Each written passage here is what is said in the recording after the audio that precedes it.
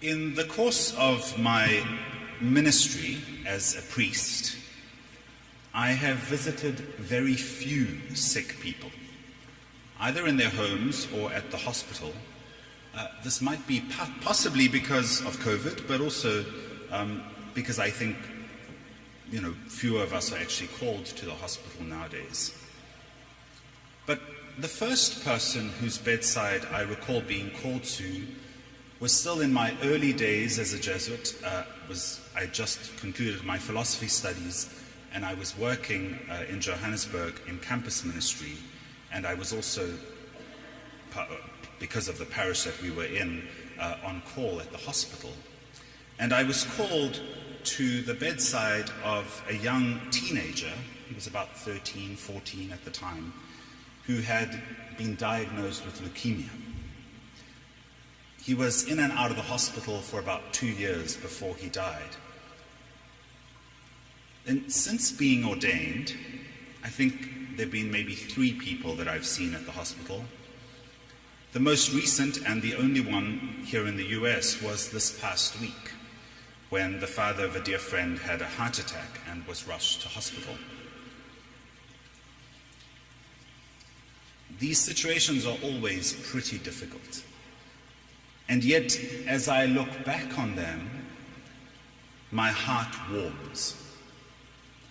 They are powerful, unforgettable encounters that strengthen me in my ministry, that undeniably strengthen those in the room with me, and unquestionably the patient is strengthened. I recall when I was first sent, or rather called, to Ashton's bedside, that's the young man a long time ago, when I couldn't anoint anybody or do anything for anybody in that sense, I thought. And I thought to myself, how do I comfort a teenager who has been dealt with what I saw effectively as a life sentence? I had no idea what to do. Entering the room, I steeled my nerves, put on a smile, and said the most welcoming, "Hi," I could manage. And as the encounter continued and I met his mother and I started speaking with Ashton, I thought to myself, oh, it's going pretty well. Checking in on how I was doing throughout the encounter on myself while I was in the room. And I kept on saying, now what do I say or do next? And as I was getting ready to leave,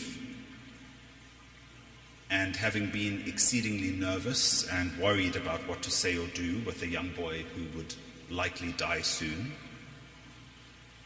I received the strength that I cannot explain to visit as often as I could.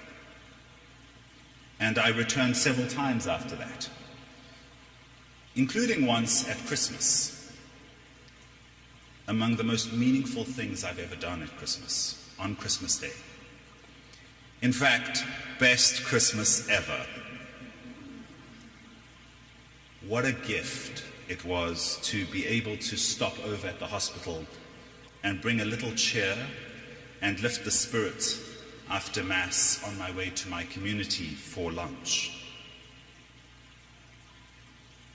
This was the memory that immediately flowed from my preparation as I read today's Gospel.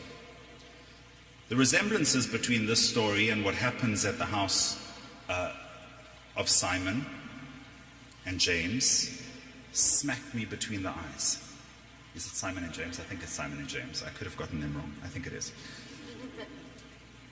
You know who I'm talking about.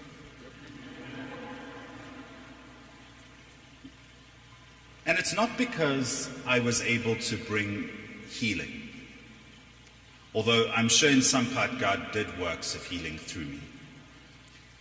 Rather, it was in the healing I received in these encounters with Ashton and Pammy and subsequent encounters. Pammy, his mother, who was beside him at the bedside all the time. Now, I know this might sound trite. It wasn't me who healed them, but they who healed me. And so what if it is? But there's something profound here, that we see in what happens to Jesus today as well, and to all those in the room. Listen again to the gospel, or at least this part of the gospel. On leaving the synagogue, Jesus entered the house of Simon and Andrew. There you go, Simon and Andrew, not James. With James and John. Simon's mother-in-law lay sick with a fever. They immediately told him about her. He approached, grasped her hand, and helped her up. Then the fever left her, and she waited on them. A few things there. They immediately told him about her. He set off immediately. We get this over and over in this passage. It's the Greek kai otis. Immediately he sets off. Immediately they tell him. At once, without delay. I think it's good for us to remember that. When we are worried about running to somebody's bedside, calling somebody in need, what do we say? How do we say it?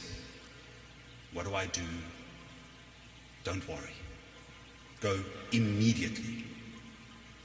And I promise you from my own experience that is true. He approached, grasped her hand, and helped her up. The single most healing thing, I am convinced of it, and I think we are the poorer for it in our church, especially post-COVID, is that we have lost the power of healing touch.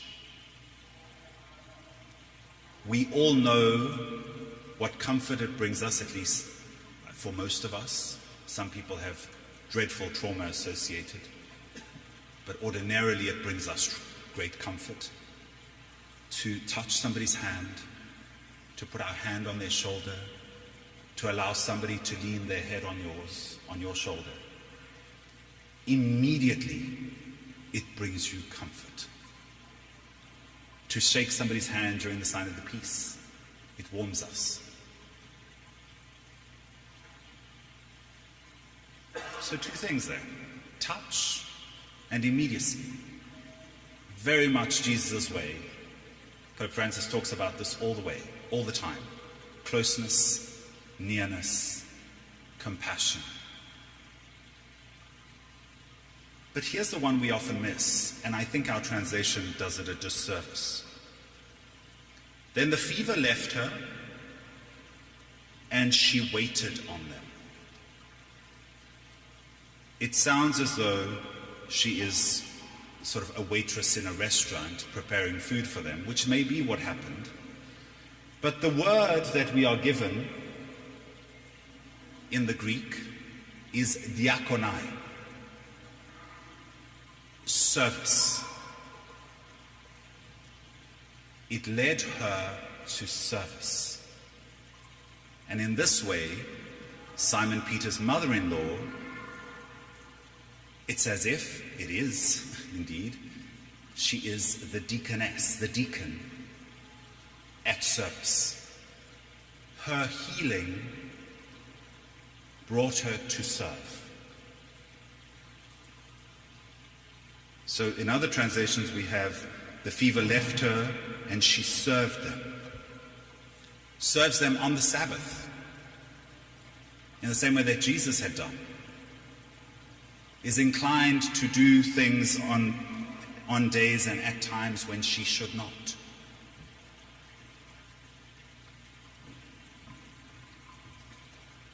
But I think that service is a little more nuanced than perhaps the food that she may have brought them, and which she certainly did. And it's the same thing, I think, with Ashton. What I realized when I was healed was that I was served in that act. We are served in the act of service. In my immediately running to somebody's bedside, immediately lending help as much as I could, I was enabling the other to serve me. And that's what I want to leave you with today. How can we be of service to others in our times of need? When I thought that I couldn't do it, was precisely when I was able to do it. So take comfort in these words from 1 Corinthians that we heard today. To the weak, I became weak. To win over the weak, I have become all things to all, to save at least some. All this I do for the sake of the gospel, so that I too may share in it.